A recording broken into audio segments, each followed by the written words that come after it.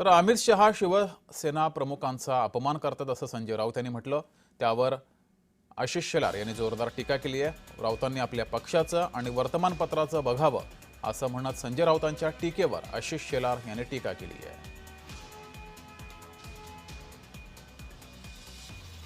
हिंदुहृदय सम्राट शिवसेना प्रमुख बाळासाहेब ठाकरे यांचा अपमान आहे।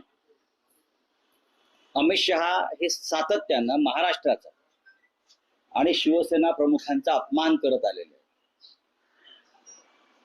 मुळात शिवसेना एकच आहे, ती बाळासाहेब ठाकरे यांची आणि उद्धव ठाकरे यांची।